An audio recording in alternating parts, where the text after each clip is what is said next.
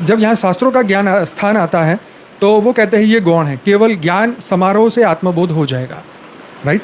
उनका ये दादा भगवान का कहना है कि शास्त्रों का मार्ग स्थान जो है वो गौण है, मतलब इतना इंपॉर्टेंट नहीं है, केवल ज्ञान समारोह में आत्मबोध उनका हो जाएगा। और बापूजी क्या कहते हैं कि वेद उपनिषद गीता इज इक्वल टू सम्मान के साथ पर बियॉन्ड स्क्रिप्चुरल अनुभव भी। तो बापूजी कहते हैं वेद उपनिषद शास्त्र का आपको सार भी समझना है और उसके बाद उसके ऊपर बेहद के ज्ञान को समझना है और फिर परम शांति की ओर जाना है। आगे है विश्व दृष्टिकोण। तो संसार का जो आयाम है वो संसार, मतलब दादा भगवान कहते हैं कि बंधन है लेकिन दृष्टा बन जाओ तो मुक्त हो। बहुत अच्छी बात है ये। बापूजी कहते हैं यह धरती डिवाइन ट्रांसफॉर्मेशन हब है।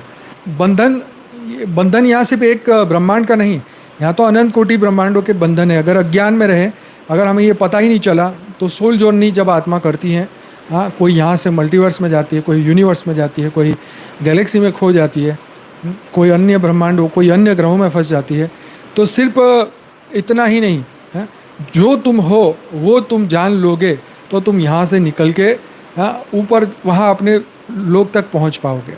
एलियंस और यूएफओ के बारे में दादा भगवान चर्चा नहीं करते, परंतु बापूजी स्पष्ट रूप से कहते हैं कि हायर बींग्स सृष्टि को गाइड कर रहे हैं।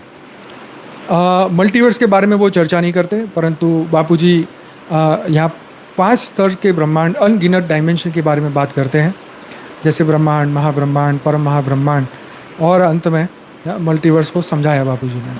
दादा भगवान कहते हैं आप शुद्ध आत्मा हो, कर्ता नहीं हो, आप प्रकृति के खेल में फंसे हुए नहीं है। बहुत अच्छी बात कही उन्होंने भी। बापूजी कहते हैं कि तुम आत्मा नहीं, तुम ब्रह्म हो, तुम लाइट के निर्माता हो, सृष्टियों के निर्माता हो, जागो, मल्टीवर्स को बदलने आए हो तुम।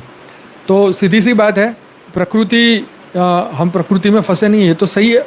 और यहाँ जैसे कहा कि आप शुद्ध आत्मा हो, तो बापूजी बोलते हैं तुम बेहद की आत्मा हो, तुम मल्टीवर्स से भी परे की आत्मा, राइट। बापूजी के ज्ञान में ये फ़ायदा है कि अगर मान लो कि कोई इस ब्रह्मांड तक की सीमित है और इस ब्रह्मांड का भी ज्ञान लेता है तो वो मोक्ष पाएगा।